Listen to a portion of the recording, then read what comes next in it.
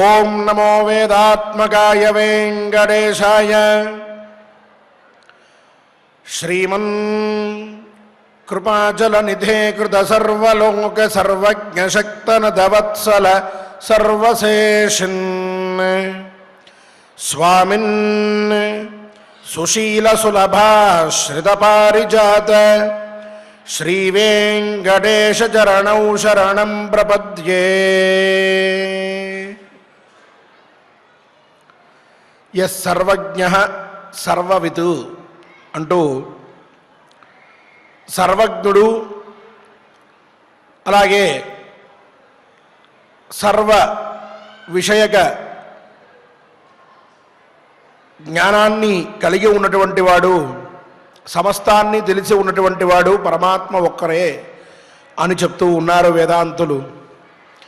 అటువంటి పరమాత్మ మనందరికీ కూడా తిరుమల క్షేత్రంలో అర్చామూర్తి అయి దర్శనాన్ని ఇస్తూ ఉన్నారు. ఆయన యొక్క దర్శన అనంతరం భవబంధమోచనం జరుగుతుంది. ఆయన దివ్యమంగళ స్వరూపాన్ని చూచిన అనంతరం అలౌకికమైన ఆనందం కలుగుతుంది. ఆయన యొక్క సన్నిధానంలో ఎంతసేపు ఉన్నా తనివి తీరదు. ఎంత చూసినా ఆయన యొక్క స్వరూపం మనల్ని ఇక చాలు అని అనిపించేట్టుగా మనకి ఆ భావాన్ని కలిగించదు. అంతటి దివ్య దేశంలో దివ్య స్వరూపాన్ని మనం చూస్తూ ఆయన్ని మనసారా క్షేమాన్ని కలిగించమని ప్రార్థిస్తాం. అటువంటి స్వామివారి దివ్య పాదార విందముల దగ్గర, ఆయన సన్నిధానంలో, ఆయన ఆస్థానంలో మనందరం ప్రతినిత్యం మహాభారతాంతర్గత అరణ్య పర్వాన్ని పారాయణ చేస్తూ జ్ఞానాన్ని పొందుతూ ఉన్నాం. ఈనాడు కూడా సత్సంకల్పం చేసుకుందాం ఆచార్యుల వారితో కలిసి. సంకల్పానంతరం దమయంతి అలాగే నలుడి ఇద్దరి చరిత్రని కూడా మనం ఆరంభించుకుందాం. ఓం నమో వెంకటేశాయ. విఘ్నేశ్వర ధ్యానం. నమస్తే గణనాథాయ గణానాం పతగే నమః. భక్తి ప్రియాయ దేవేశ భక్తేభ్యః సుఖదాయక. శ్రీనివాస ధ్యానం అనంతవేద సంవేద్యం నిర్దోషం గుణసాగరం అతీంద్రియం నిత్యముక్తం శ్రీనివాసం భజే నిశం. శ్రీకృష్ణ ధ్యానం వందే నవఘనశ్యామం పీతకౌశేయవాససం. సానందం సుందరం శుద్ధం శ్రీకృష్ణం ప్రకృతేః పరం. వ్యాసధ్యానం వేదవ్యాసం స్వాత్మరూపం సత్యసంధం పరాయణం. శాంతం జితేంద్రియక్రోధం సశిష్యం ప్రణమామ్యహం. అథ సంకల్పః. శ్రీమదాదివరాహక్షేత్రే విరాజమానస్య జగద్రక్షణార్థమవతీర్ణస్య శ్రీమదఖిలాండకోటిబ్రహ్మాండనాయకస్య శ్రీవేంకటేశ్వర స్వామినః పరిపూర్ణానుగ్రహేణ సర్వేషాం భక్తజనానాం ఆధివ్యాధినివృత్తిద్వారా ఆయురారోగ్యైశ్వర్యాభివృద్ధ్యర్థం సర్వారిష్టనివృత్తిద్వారా సకలశ్రేయోభివృద్ధ్యర్థం ధర్మార్థకామమోక్షాఖ్య చతుర్విధ పురుషార్థసిద్ధ్యర్థం సమస్తపాపక్షయార్థం శ్రీపరమేశ్వర ప్రీత్యర్థం శ్రీమన్మహాభారతే వనపర్వణి యథాశక్తి త్రిపంచాశత్తమోऽధ్యాయాంతర్గత శ్లోకపారాయణం ఆచార్యముఖేన కరిష్యామహే. శ్రీకృష్ణ పరబ్రహ్మణే నమః. నారాయణం నమస్కృత్య నరం చైవ నరోత్తమం దేవీం సరస్వతీం వ్యాసం తతో జయముదీరయేత్. అథ త్రిపంచాశత్తమోऽధ్యాయः. బృహదశ్వ ఉవాచ ఆసీద్రాజా నలో నామ వీరసేనసుతో బలీ ఉపపన్నో గుణైరిష్టైః రూపవాన్ అశ్వకోవిదః.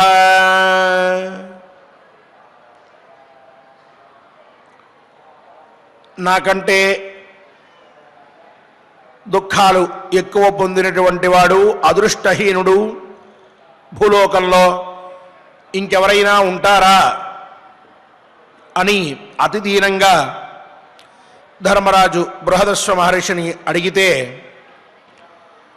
ఆయన నాయన నలుడు అని చెప్పి ఒక మహారాజు ఉండేవాడు, ఆయన నీకంటే కష్టాలు పడ్డాడు.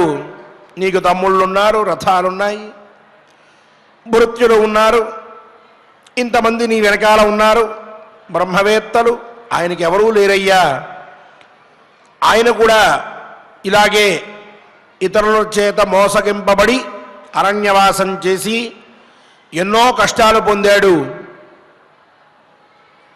అని చెప్పి అంటే, ఆయన గురించి నాకు చెప్పండి అని అడిగాడు ధర్మరాజు.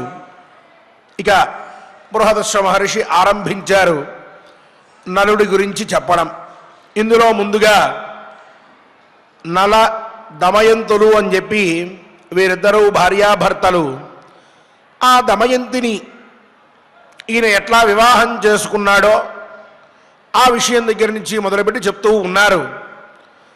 అందులో మొట్టమొదటి అధ్యాయం హంస సందేశము అని చెప్పేటటువంటి అధ్యాయం.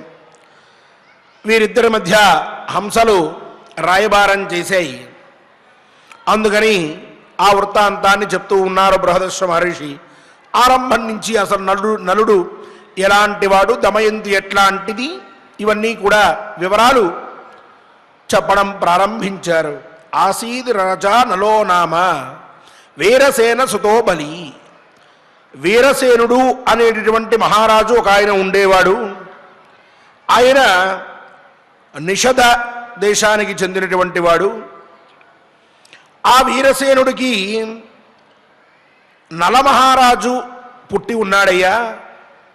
ఆ నలమహారాజు సర్వ సద్గుణ సంపన్నుడు, అలాగే బలి చాలా బలవంతుడు, మంచి అందగాడు.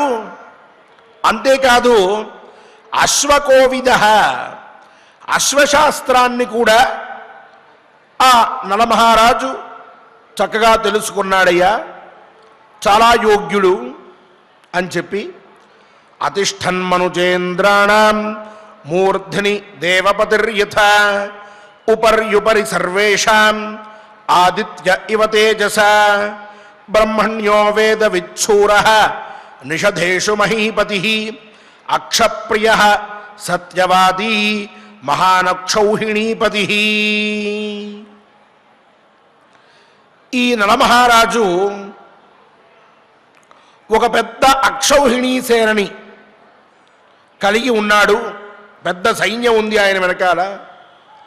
అలాగే ఆ రోజుల్లో నలమహారాజు రాజ్యపాలన చేసేటటువంటి రోజుల్లో మహారాజులందరిలోకెల్లా కూడా గొప్పవాడిగా, దేవతల్లో గొప్పవాడిగా ఇంద్రుణ్ణి ఎట్లా అయితే పూజిస్తామో అలా మహారాజులందరిలోకెల్లా ఈయన చాలా గొప్పవాడిగా పూజింపబడుతూ ఉండేవాడు.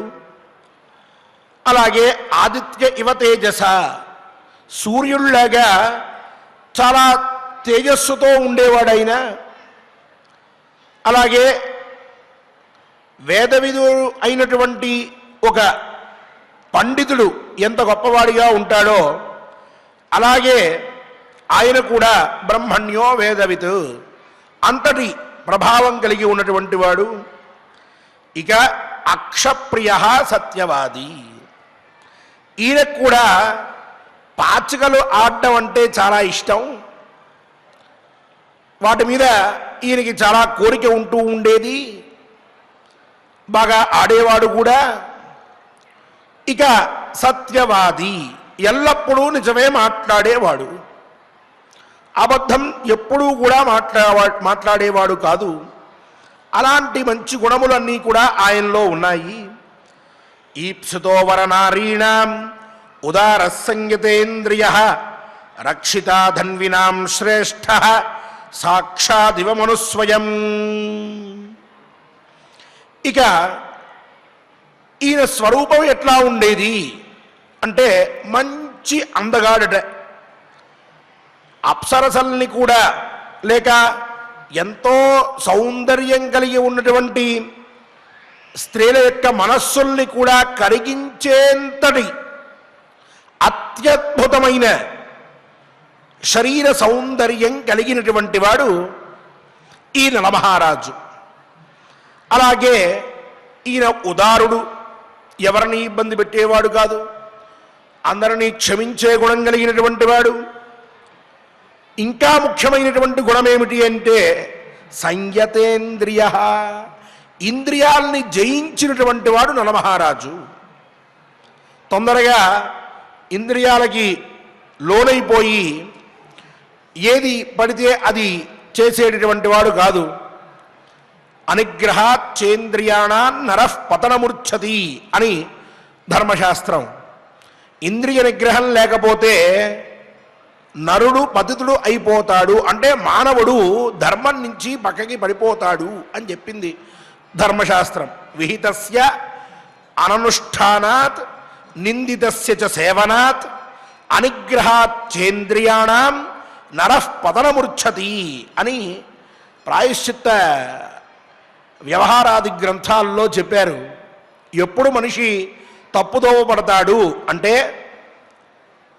విహితస్య అననుష్ఠానాత్, తనకి ఏది విధింపబడిందో శాస్త్రంలో పని, అంటే ఈ పని చెయ్యాలి, ఇలా జీవించాలి, ఈ విధంగా మసులుకోవాలి అని అటువంటి దాన్ని విడిచిపెట్టి ఆ పనులేమీ చెయ్యక నిందితస్య చ సేవనాత్, ఏ పనులు చెయ్యకూడదు అని చెప్పారో అటువంటి పనులన్నింటినీ చేస్తూ అనిగ్రహాత్ చేంద్రియాణం, ఇంద్రియాలకి లాలసుడై బద్ధుడైపోయి ఎప్పుడు ఏ ఇంద్రియం ఏం చెయ్యమంటే అది చేస్తూ, బాగా మాట్లాడాలనిపించినప్పుడు ఇష్టం వచ్చినట్టు మాట్లాడడం, లేక బాగా తినాలి అని అనిపిస్తే ఇక పక్కవారికి ఉందో లేదో చూడకుండా కావలసినంత తినేస్తూ ఉండడం, ఏది చూడకూడదో అటువంటి వాటిని చూడాలనిపించినప్పుడు చూసేస్తూ ఉండడం, ఏవి వినకూడదో అటువంటివి వినాల్సి వచ్చినప్పుడు వినేస్తూ ఉండడం, ఇటువంటి పనులు చేస్తే ఇంద్రియ నిగ్రహం లేనటువంటి వాడు అంటారు. అలా ఇంద్రియ నిగ్రహం కూడా లేకుండా కాలాన్ని గడిపితే నరః పతనముర్ఛతి, మనిషి నశించిపోతాడు. ధర్మం నుంచి పక్కకి తప్పిపోయినవాడు నశించిపోతాడు. చివరికి వాడికి మిగిలేది దుఃఖమే. ఈనాడు బాగున్నా దీర్ఘకాలంలో వాడు ఏమాత్రము కూడా సుఖాన్ని అనుభవించలేడట. అందువల్ల ఇంద్రియ నిగ్రహం అనేది చాలా ప్రధానమైనటువంటిది. ఏం చెప్తారు శాస్త్రకారులు కానీ పెద్దవాళ్ళు కానీ, పురాణములు చూచినా మనకు అదే కనిపిస్తూ ఉంటుంది. ఈ నలమహారాజు ఇంద్రియ నిగ్రహం కలిగినటువంటి వాడట. అందుకని విశేషంగా చెప్పారు సంయతేంద్రియ అని. అటువంటి నలమహారాజు ధనుర్ధారులందరిలోకెల్లా శ్రేష్ఠుడయ్యా అని చెప్తూ ఉన్నారు బృహదశ్వ మహర్షి ధర్మరాజుతో. ఆయన కూడా మంచి విలుకాడు. సమయం వచ్చినప్పుడు బాణాలు గొప్పగా వేయగలిగినటువంటి వాడు, చాలా బాగా బాణయుద్ధం చేసేటటువంటి వాడు. అలాగే సాక్షాదివ మనుస్వయం, మనువులాగా లోకానికి మొత్తానికి కూడా రక్షకుళ్ళ ఉన్నాడుట ఆ నలమహారాజు ఆనాడు. అంత గొప్పడివాడు. ఆయనకి ఇంకా వివాహం కాలేదు, ఇది ముఖ్యమైన విషయం. తథైవాసీత్ విదర్భేషు భీమో భీమపరాక్రమ శూర సర్వగుణైర్యుక్త ప్రజాకామ సచాప్రజ. ఇక అదే కాలంలో ఇది నిషధ దేశం అని చెప్పుకున్నాము. నిషధ దేశంలో వీరసేనుడు అనేటువంటి మహారాజు, ఆయన పుత్రుడు నరమహారాజు అని చెప్పుకున్నాం. విదర్భ దేశము అని ఇంకొక దేశం ఉన్నది. ఆ విదర్భ దేశాన్ని భీమ మహారాజు పరిపాలిస్తూ ఉండేవాడట. ఆ భీమ మహారాజు పరాక్రమశాలి, సర్వసద్గుణ సంపన్నుడు కూడా. కానీ ఆ భీమ మహారాజుకి సంతానం కలగలేదట. ప్రజాకామ సచ అప్రజ, ఆయనకి సంతానం లేదు, సంతానార్థి అయి ఉన్నాడు. ఎప్పుడు సంతానం కలుగుతుందా అని ఆయన భగవంతుణ్ణి ప్రార్థిస్తూ ఉండేవాడు. ఇక సప్రజార్థే పరంయత్నం అకరోత్సు సమాహిత తమభ్యగచ్చత్ బ్రహ్మర్షి దమనో నామ భారత.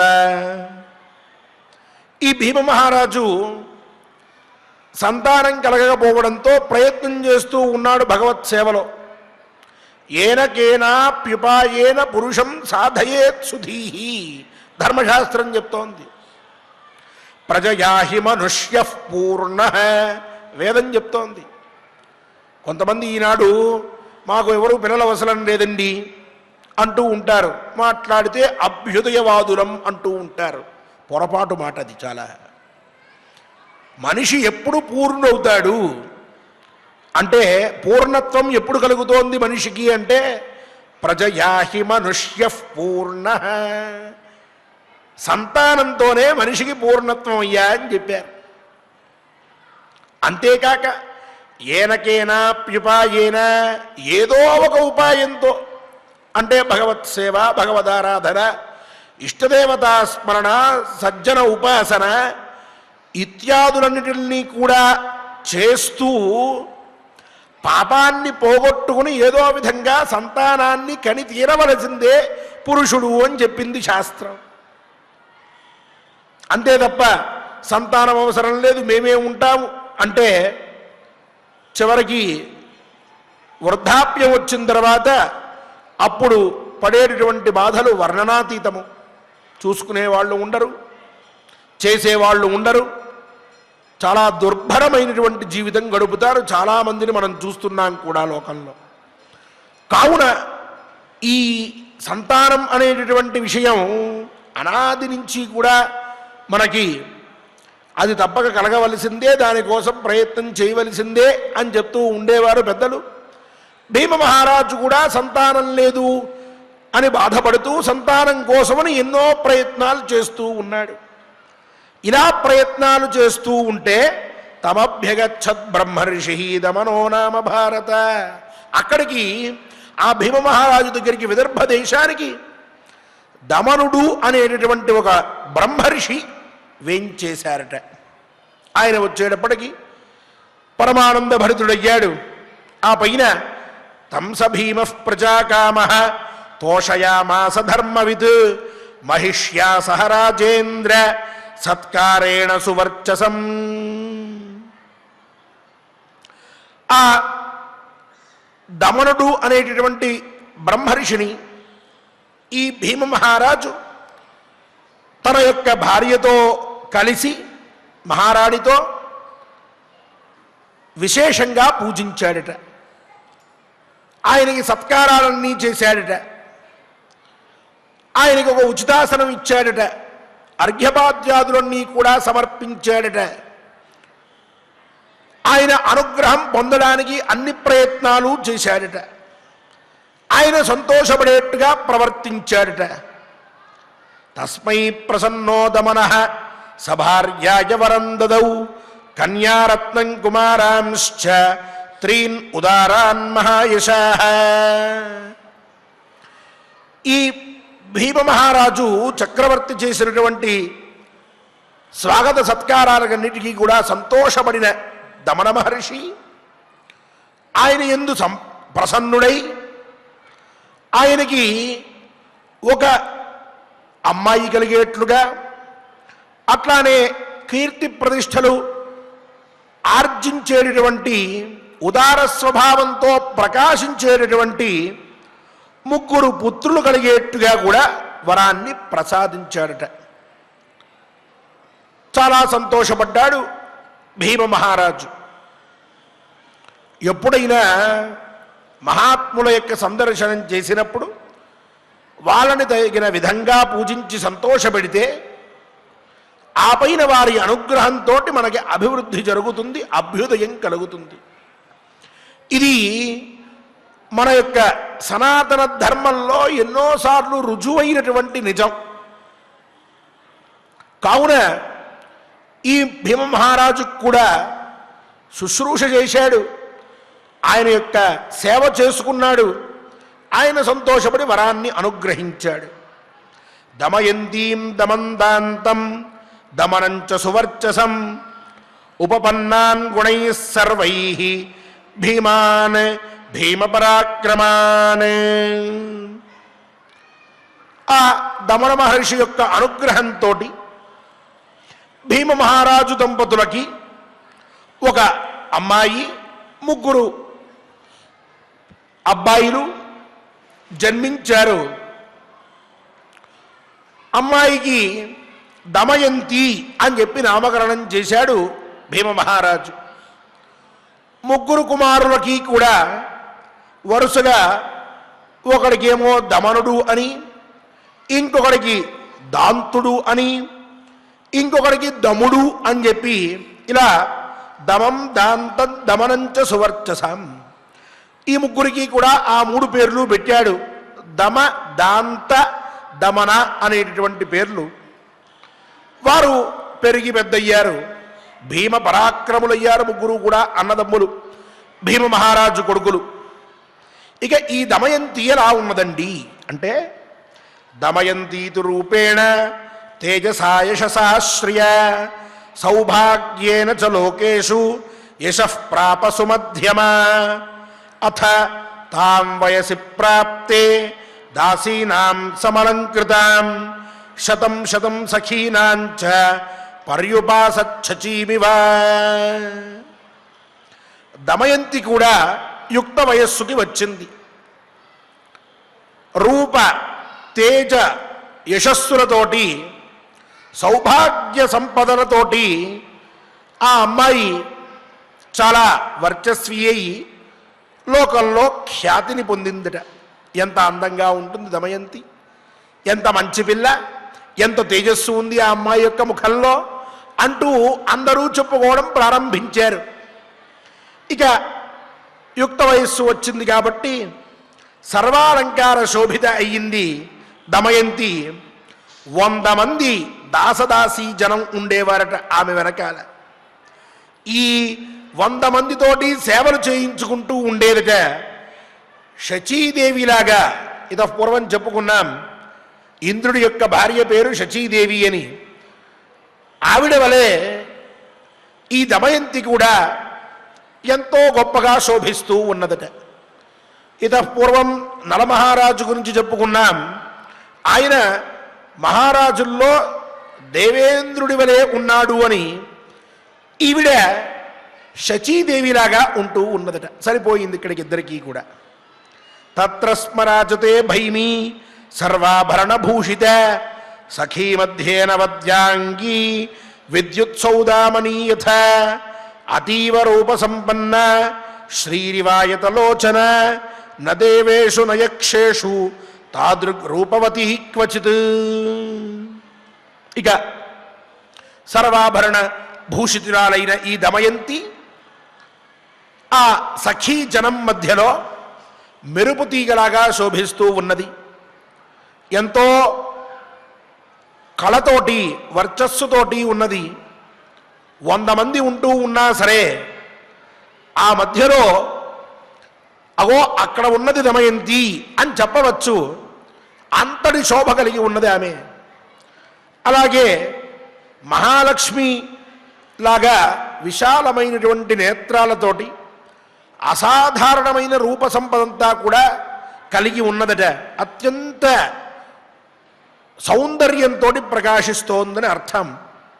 అంతటి రూపవతి దేవతల్లో కానీ యక్షుల్లో కానీ ఎక్కడా కూడా లేదనే చెప్పాలి. అంతటి సౌభాగ్యంతో, సౌందర్యంతో, సౌశీల్యంతో, సౌమనస్యంతో దమయంతి ప్రకాశిస్తూ ఉన్నది. మానుషేష్వపి చాన్యేషు దృష్టపూర్వాథవా శ్రుత చిత్తప్రసాదనీ బాల దేవానామపి సుందరీ. ఇక మానవకాంతలలో అంటే మనుష్య స్త్రీలలో ఇంతటి సౌందర్యం కలిగినటువంటి అమ్మాయిని ఇతఃపూర్వం ఎవరూ కూడా చూడలేదట. ఎవరైనా ఉన్నారా అంటే ఉన్నారు అని చెప్పి కూడా ఎవరూ చెప్పలేకపోతున్నారు. ఎవరూ వినలేదు అటువంటి సౌందర్యంతో తలతూగి ఉన్నటువంటి స్త్రీ గురించి. అంతటి సౌందర్యం ఉన్నది దమయంతికి. ఇక ఆ దమయంతిని చూస్తే దేవతలు కూడా చాలా సంతోషపడతారట. దేవతా స్త్రీ కంటే కూడా అందంగా ఉన్నది అని చెప్పి వాళ్ళు ఆమెని చూసి ఆనందపడతారట. అంతటి సౌందర్యం. ఇక మరి నలుడి సంగతి ఏమిటి అంటే నలశ్చనరశార్దూల లోకేష్వప్రవితమో భువి కందర్ప ఇవ రూపేణ మూర్తిమాన్ అభవత్ స్వయం. నలశ్చ నరశార్దూల. నలమహారాజు కూడా ఈయన మానవుల్లోకెల్లా శ్రేష్ఠుడు అని చెప్పుకున్నాం. ఆయన తన యొక్క లోకోత్తర సౌందర్యంతో సాక్షాత్తుగా మన్మథుడే మానవ శరీరంలో మళ్ళీ పుట్టాడా అని అనిపించేంతటి అందంగా ఉండేవాడు. అంతటి రూపవంతుడు, అంతటి సౌందర్యవంతుడు. తస్యా సమీపేతు నలం ప్రశంసు కుతూహలాత్ నైషధస్య సమీపేతు దమయంతీం పునః పునః. ఇక నలుడు దమయంతి ఇంతవరకు పరస్పరం చూచుకొనలేదు. ఆయనేమో నిషధ దేశంలో ఉన్నాడు, ఈవిడేమో విదర్భ దేశంలో ఉన్నది. అయితే ఆ నలుణ్ణి చూసినటువంటి వారు దమయంతి దగ్గరికి వచ్చి, దమయంతి ఆ నలుణ్ణి చూశావా, ఎంత అందంగా ఉన్నాడమ్మా, అసలు నీలాంటి సౌందర్యవతికి ఆ నలుడే సరైనటువంటి వాడు. అబ్బబ్బా ఎంత సౌందర్యం. గంధర్వుల్లో కానీ, దేవతల్లో కానీ, యక్షుల్లో కానీ, కిన్నర కుంపురుషుల్లో కానీ అంతటి అందగాడు ఇంకొకళ్ళు లేడమ్మా. అబ్బా ఎంతటి విశిష్టమైనటువంటి శరీరం, ఎంతటి అందం, ఎన్ని సద్గుణాలు అంటూ ఈవిడి దగ్గర ఆయన్ని పొగిడేటువంటి వారట. అలాగే నలుడి దగ్గరికి వెళ్ళినటువంటి వారు ఈవిడ్ని చూచి అక్కడికి వెళ్ళి, నలమహారాజా దమయంతిని చూశారా మీరు, ఏం శరీర సౌందర్యం అది, దేవతా స్త్రీలు కూడా ఆమె ముందు దిగదుడిపే, అంతటి సౌందర్యంతో ప్రకాశిస్తూ ఉంటుంది. చక్కటి రూపము, సౌశీల్యము, సౌందర్యము అన్నీ కూడా ఉన్నాయి. దేవతా స్త్రీలందరూ కూడా ఆమెను చూచి అసూయపడేట్టుగా ఉంటుంది ఆవిడ రూపం. ఎంత బాగుందండి, పద్మినీ జాతికి సంబంధించిన స్త్రీలాగా ఆమె అన్ని లక్షణాలు పుణికిపుచ్చుకుని ఆనందంగా ఎంతో శోభాయమానంగా విదర్భ దేశంలో ఉన్నది. అబ్బా ఎంత సౌందర్యం, మీలాంటి వారు పొందదగినటువంటి స్త్రీ అండి ఆమె, మీ సౌందర్యానికి సరిపోయే సౌందర్యం అది అని చెప్పి ఆయన దగ్గర పొగిడేటువంటి వారు దమయంతిని. తయోరదృష్ట కామో భూతే శృణ్వతో సతతం గుణాన్ అన్యోన్యం ప్రతి కౌంతేయ స వ్యవర్ధత హృచ్ఛయ. ఇలా ఒకరిని ఒకరు చూచుకోపోయినప్పటికీ కూడా గుణములని తెలుసుకుని, ఓహో నలమహారాజు అంత గొప్పవాడా, అంతటి సౌందర్యవంతుడా, అటువంటి వాడు కదా నాకు కావలసింది అని ఆయన మీద అభిమానం పెంచుకున్నది దమయంతి. దమయంతి ఇంత రూపవత, ఇంత అందంగా ఉంటుందా, నేను ఎక్కడా ఇటువంటి మాటలు వినలేదే ఏ స్త్రీ విషయంలో కూడా అంటూ ఆమెని తలుచుకుంటూ తలుచుకుంటూ నలుడికి కూడా ఆవిడ మీద అభిమానం పెరిగిందట. ఇలా ఈ అభిమానం కాస్త కొన్ని రోజులకి ప్రేమగా మారింది. అలా పరస్పరం ఇద్దరి మీద ప్రేమ పుట్టింది. ఆ ప్రేమ వృద్ధిని కూడా పొందింది. ఒకరి గురించి ఒకరు ఆలోచించుకోవడం అంతవరకు చూడలేదు, ఏమీ లేదు. అసలు దమయంతి అనే ఆవిడ ఉందో లేదో వాళ్ళు వీళ్ళు చెప్తే వినడం తప్ప నిజంగా ఉందో లేదో ఈయనకి తెలియదు. అటువంటి వాడు ఉన్నాడని వాళ్ళు వీళ్ళు చెప్తే వినడం తప్ప ఆవిడికి తెలియదు. కానీ పరస్పరం ఒకరి మీద ఒకరికి అభిమానం, ప్రేమ పెరిగినాయి. అవి స్వచ్ఛమైనటువంటి ప్రేమలు.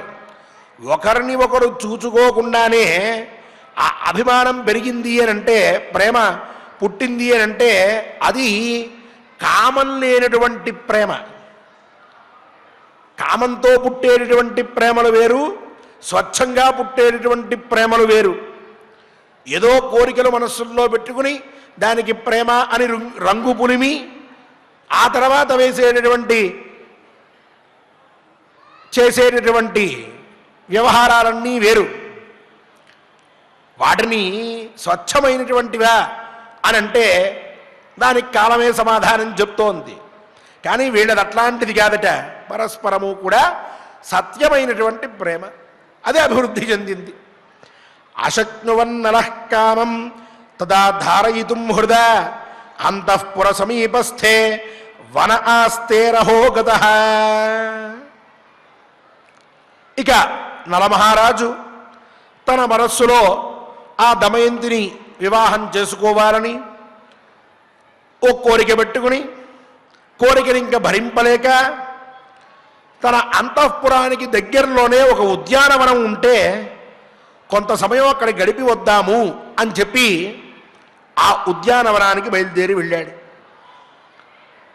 అక్కడ కాసేపు తిరిగితే కొంత మనస్సు శాంతిస్తుందేమో, ఈ విరహ వేదన తగ్గుతుందేమో అన్న ప్రయత్నం ఆ నలమహారాజుది. అందుకనే ఆయన బయటికి వచ్చాడు. వచ్చి ఆ చుట్టుపక్కల ఉద్యానవనంలో తిరుగుతూ ఉన్నాడు. తిరుగుతూ ఉంటే అక్కడే ఒక సందర్భాన్ని చూచాడు. అది ఏమిటో, ఏ విధంగా ఆయన ఆ తర్వాత ప్రవర్తించాడో రేపటి కథాశ్రవణంలో శ్రద్ధగా అందరం విందాం. పరమ పవిత్రమైన నలదమయంతి చరిత్రని ఈనాడు ఆరంభించుకున్నాం. కావున మనకి ఎవరికీ కూడా కలిదోషం అంటకూడదు అనేటటువంటి సద్భావనతో, ఎందుకంటే ఋతుపర్ణస్య రాజర్షేహే స్మరణం కలినాశరం అని చెప్పి దమయంతి యొక్క, నలుడు యొక్క, ఋతుపర్ణుడి యొక్క వీళ్ళ చరిత్ర వింటే, వాళ్ళని స్మరిస్తే కలిదోషం రాదు, కలిదోషం పట్టదు అని చెప్పి ఈ వృత్తాంతంలోనే కొంత దూరం వెళ్ళిన తర్వాత మనం తెలుసుకుంటాం. కలిలో పుట్టినటువంటి అతి దీనులమైన మనం పరమాత్మ యొక్క సన్నిధానంలో ఈ కలి ప్రభావం మన మీద పడక ధర్మంతో సుఖంగా ఉండాలని కోరుకుంటూ ఈ నలచరిత్ర పూర్తయ్యేంత వరకు అదే భావాన్ని మనసులో నింపుకుని ఆచార్యుల వారి ముఖంగా ఈనాటి శ్లోకపారాయణాన్ని చేస్తూ ఆ సంకల్పాన్ని ఆరంభించుకుందాం. ఓం నమో వెంకటేశాయ. ఓం నమో వెంకటేశాయ. చక్కగా మనం ఆచార్యుల వారి ద్వారా సంతానము మనకు ఖచ్చితంగా కావాలి, అది లేకపోతే మన మానవ జన్మ అనేటటువంటిది పరిపూర్ణం కాదు అనేటటువంటి విషయాలను మనం తెలుసుకుంటూ యథావిధిగా ఆ నలదమయంతుల యొక్క గుణగణాలను కూడా చక్కగా మనం తెలుసుకున్నాం. ఇక యథావిధిగా మహాభారత అంతర్గత వనపర్వంలో 53వ అధ్యాయంలో మొదటి శ్లోకం నుంచి మనం పారాయణం చేసుకుందాం. స్వామివారి యొక్క అనుగ్రహాన్ని పొందుదాం. అథ 53తమోऽధ్యాయః. అథ 53తమోऽధ్యాయః. బృహదశ్వ ఉవాచ. బృహదశ్వ ఉవాచ. ఆసీద్రాజా నలో నామ. ఆసీద్రాజా నలో నామ. వీరసేన సుతో బలి. వీరసేన సుతో బలి. ఉపపన్నో గుణైరిష్టైః. ఉపపన్నో గుణైరిష్టైః. రూపవానశ్వకో విదః. రూపవానశ్వకో విదః. అతిష్ఠన్మనుజేంద్రాణాం.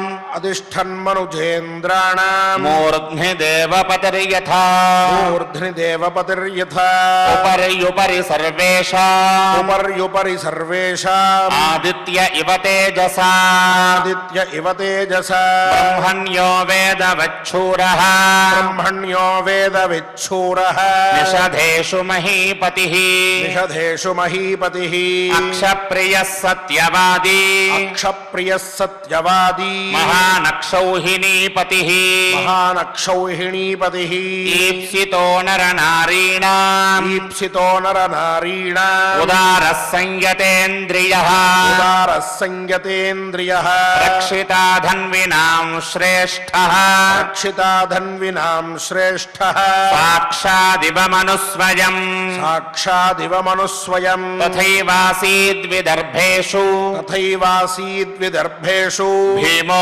భీమపరాక్రమः భీమో భీమపరాక్రమः శూరः సర్వగుణైర్యుక్తः శూరः సర్వగుణైర్యుక్తः ప్రజాకామः స చ ప్రజः ప్రజాకామస్స చ ప్రదయः సప్రజార్థే పరం యత్నం సప్రజార్థే పరం యత్నం అకరోత్సు సమాహితः అకరోత్సు సమాహితః తమభ్యగచ్చత్ బ్రహ్మర్షిః తమభ్యగచ్చత్ బ్రహ్మర్షిః దమనో నామ భారత దమనో నామ భారత తం స భీమః ప్రజాకామः కంస భీమః ప్రజాకామः దోషజామాస ధర్మవిత్ ఘోషయామాస ధర్మవిత్ మహిష్యా సహ రాజేంద్ర మహిష్యా సహ రాజేంద్ర సత్కారేణ సువర్చసం సత్కారేణ సువర్చసం తస్మై ప్రసన్నో దమనః తస్మై ప్రసన్నో దమనః సభార్యాయ వరం దదౌ సభార్యాయ వరం దదౌ కన్యారత్నం కుమారాంశ్చ కన్యారత్నం కుమారాంశ్చ త్రీణుదారాన్ మహాయశాః త్రీనుదారాన్ మహాయశాః దమయంతీం దమం దాంతం దమయంతీం దమం దాంతం దమనం చ సువర్చసం దమనం చ సువర్చసం ఉపపన్నాన్ గుణైః సర్వైః ఉపపన్నాన్ గుణైః సర్వైః భీమాన్ భీమపరాక్రమాన్ భీమాన్ భీమపరాక్రమాన్ దమయంతి తు రూపేణ దమయంతి తు రూపేణ తేజసా యశసా శ్రియా తేజసా యశసా శ్రియా సౌభాగ్యేన చ లోకేషు సౌభాగ్యేన చ లోకేషు యశః ప్రాప సుమధ్యమా యశః ప్రాప సుమధ్యమా అథతాం వయసి ప్రాప్తే అథతాం వయసి ప్రాప్తే దాసీనాం సమలంకృతా దాసీనాం సమలంకృత శతం శతం సఖీనాం చ శతం శతం సఖీనాం చ పర్యుపాసచ్చచీమివ పర్యుపాసచ్చచీమివ తత్ర స్మరాజతే భైమీ తత్ర స్మరాజతే భైమీ సర్వాభరణభూషిత సర్వాభరణభూషిత సఖీ మధ్యే నవద్యాంగీ సఖీ మధ్యేన వద్యాంగీ విద్యుత్సౌదామనీ యథా విద్యుత్సౌదామనీ యథా అతీవ రూప సంపన్నా అతీవ రూప సంపన్న శ్రీరివాగతలోచన శ్రీరివాయతలోచన న దేవేషు న యక్షేషు న దేవేషు న యక్షేషు తాదృగ్రూపవతీ క్వచిత్ తాదృగ్రూపవతీ క్వచిత్ మానుషేష్వపి చాన్యేషు మానుషేష్వపి చాన్యేషు దృష్టపూర్వాథవా శ్రుతా దృష్టపూర్వాథవా శ్రుత ప్రసాదనీ బాలా చిత్తప్రసాదనీ బాలా దేవానామపి సుందరీ దేవానామపి సుందరీ నలశ్చ నరశార్దూలః నరశ్చ నరశార్దూలః లోకేష్వ ప్రతిమో భువి లోకేష్వ ప్రతిమో భువి కందర్ప ఇవ రూపేణ కందర్ప ఇవ రూపేణ మూర్తిమానభవత్ స్వయం మూర్తిమానభవత్ స్వయం తస్యాః సమీపే తునలం తస్యాః సమీపే తునలం ప్రశంసుః కుతూహలాత్ ప్రశంసుః కుతూహలాత్ నైషధస్య సమీపే తు నైషధస్య సమీపే తు దమయంతీం పునః పునః దమయంతీం పునః పునః తయోరదృష్టః కామో భూత్ తయోరదృష్టః కామో భూత్ శృణ్వతోః సతతం గుణాన్ శృణ్వతో సతతం గుణాన్ అన్యోన్యం ప్రతి కౌంతేయ అన్యోన్యం ప్రతి కౌంతేయ సవ్యవర్ధత హృచ్ఛయః సవ్యవర్ధత హృచ్ఛయః. ఓం నమో వెంకటేశాయ. శ్రీనివాస అనుగ్రహ సంపాదనార్థం ప్రతినిత్యం గోవిందనామ సంకీర్తనాన్ని మనం ఆచరిస్తూ ఉన్నాం. ఈనాడు కూడా అన్నమాచార్య ప్రాజెక్ట్ కళాకారులందరూ గోవిందనామ సంకీర్తనం చేయడానికి శుద్ధులై వేయించేసి ఉన్నారు వేదిక మీద. వారితో కలిసి గోవింద అంటూ చక్కగా స్వామి సంకీర్తనం చేద్దాం, ఆయన యొక్క అనుగ్రహాన్ని పొందుదాం.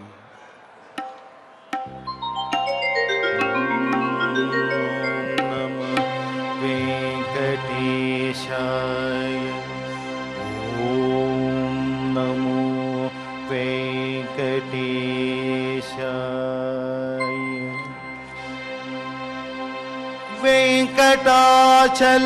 వెంకటాచలాధీశం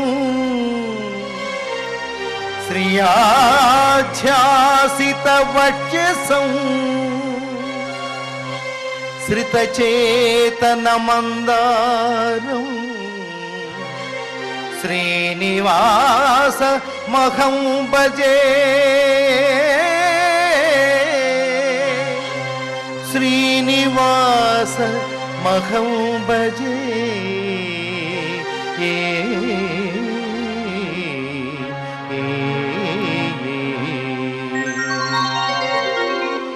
శ్రీ శ్రీనివాస గోవింద శ్రీ వెంకటేశ గోవింద భక్తవత్సల గోవింద భాగవత ప్రియ గోవింద నిత్య నిర్మల గోవింద నీలమేఘ శ్యామ గోవింద పురాణ పురుష గోవింద పుండరీకాక్ష గోవింద నందనందన గోవింద నవనీత చోర గోవింద పశుపాలక శ్రీ గోవింద పాప విమోచన గోవింద దుష్ట సమారా గోవింద దురిత నివారణ గోవింద శిష్ట పరిపాలక గోవింద కష్ట నివారణ గోవింద గోవింద హరి గోవింద గోకుల నందన గోవింద గోవింద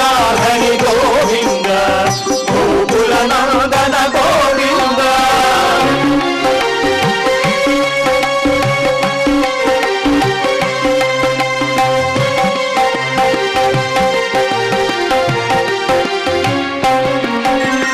వజ్రమకుటధర గోవింద వరాహమూర్తి గోవింద గోపీ జనలోల గోవింద గోవర్ధనోద్ధార గోవింద దశరథనందన గోవింద దశముఖమర్ధన గోవింద పక్షివాహన గోవింద పాండవ ప్రియ గోవింద మత్స్యకూర్మ గోవింద మధుసూదన హరి గోవింద వరాహ నృసింహ గోవింద వామన భుగురామ గోవింద బలరామానుజ గోవింద మౌగ్ధ కల్కిధర గోవింద వేణుగాన ప్రియ గోవింద వెంకటరమణ గోవింద గోవింద హరి గోవింద గోకుల నందన గోవింద గోవింద హరి గోవింద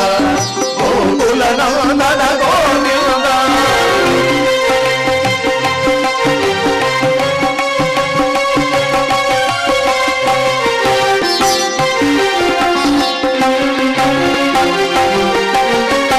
సీతానాయక గోవింద శ్రిత పరిపాలక గోవింద జన పోషక గోవింద ధర్మ సంస్థాపక గోవింద అనాథ రక్షక గోవింద ఆపద్బాంధవ గోవింద శరణాగత వత్సల గోవింద కరుణాసాగర గోవింద కమలధలాక్ష గోవింద కామిత ఫలద గోవింద పాప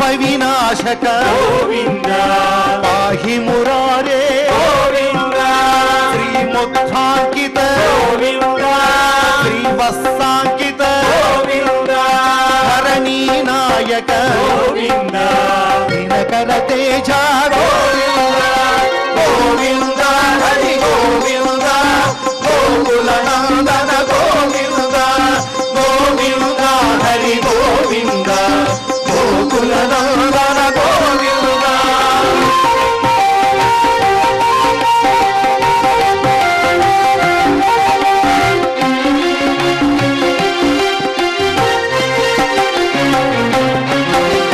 పద్మావతి ప్రియ గోవింద ప్రసన్నమూర్తి గోవింద అభయహస్త గోవింద అక్షయ వరద గోవింద శంఖ చక్రధర గోవింద శాంగ గదాధర గోవింద విరజాతిరస్థ గోవింద విరోధి మర్దన గోవింద కాలకామధర గోవింద సహస్రనామ గోవింద లక్ష్మీ వల్లభ గోవింద లక్ష్మణాగ్రజ గోవింద కస్తూరి తిలక గోవింద కాంచనాంబరధర గోవింద గరుడ వాహన గోవింద గజరాజ రక్షక గోవింద హరి గోవింద గోకుల నందన గోవింద గోవింద హరి గోవింద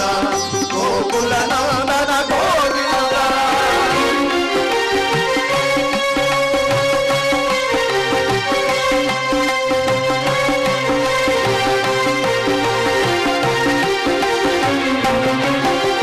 వానర సేవిత గోవింద వారధి వందన గోవింద సప్తగిరీశ గోవింద ఏకస్వరూప గోవింద శ్రీరామకృష్ణ గోవింద రఘుకుల నందన గోవింద ప్రత్యక్ష దేవ గోవింద పరమదయాకర గోవింద వత్స కవచధర గోవింద వైజయంతిమాల గోవింద కటికసులవాడ గోవింద వసుదేవతనయ గోవింద బిల్వపతాక్షిత గోవింద భిక్షుక సంస్థుత గోవింద శ్రీ పుంరూప గోవింద శివకేశవమూర్తి గోవింద గోవింద హరి గోవింద గోకుల నందన గోవింద గోవింద హరి గోవింద గోకుల నందన గోవింద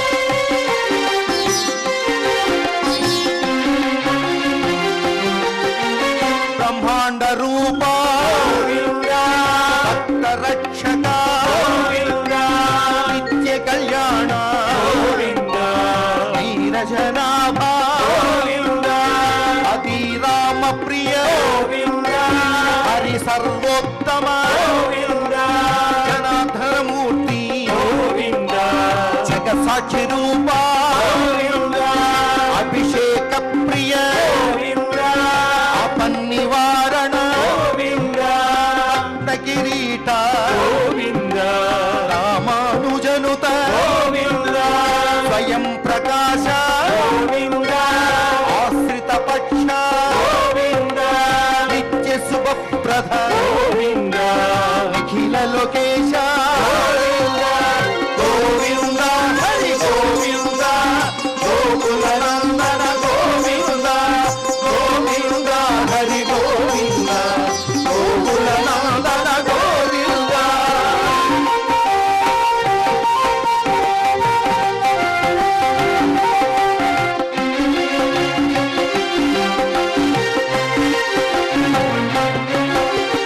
ఆనంద రూప గోవింద ఆద్యంతరహిత గోవింద ఇహ పరదాయక గోవింద యువరాజ రక్షక పరమ దయాళు పద్మనాభ హరి తిరుమల వాస తులసీవనమాల శేష దాసాయనే శేషాద్రి నిలయ మత్స్యావతార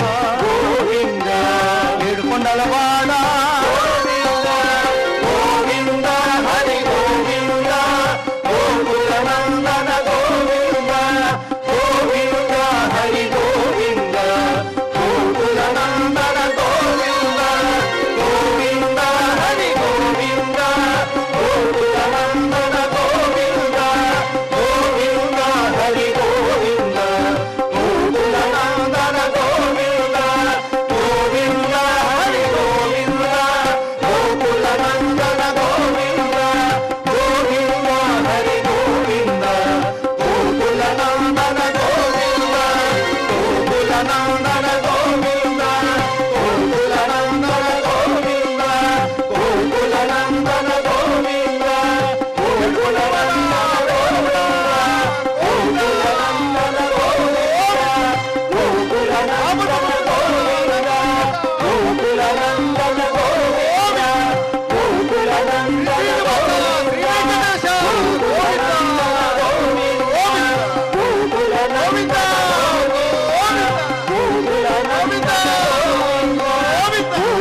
నందన గోవింద గోకుల నందన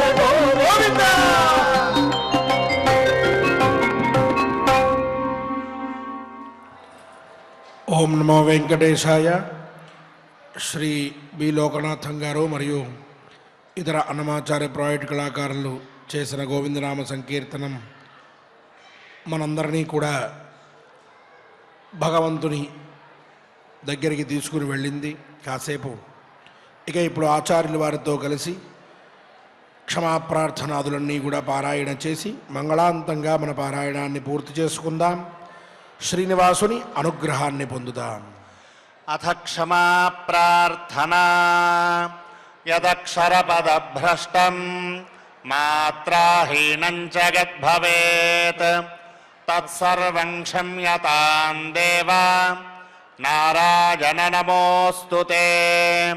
అథ లోకక్షేమ ప్రార్థనా స్వస్తి ప్రజాభ్యః పరిపాలయంతాం న్యాయేన మార్గేణ మహీం మహిషాః గోబ్రాహ్మణేభ్యः శుభమస్తు నిత్యం లోకాः సమస్తాः సుఖినో భవంతు. అథ భగవత్సమర్పణం కాయేన వాచా మనసేంద్రియైర్వా బుద్ధ్యాత్మనా వా ప్రకృతే స్వభావాత్ కరోమి యద్యత్ సకలం పరస్మై నారాయణాయేతి సమర్పయామి. అథ మంగళం శ్రియః కాంతాయ కళ్యాణ నిధగే నిధగేర్థినాం శ్రీవేంకట నివాసాయ శ్రీనివాసాయ మంగళం.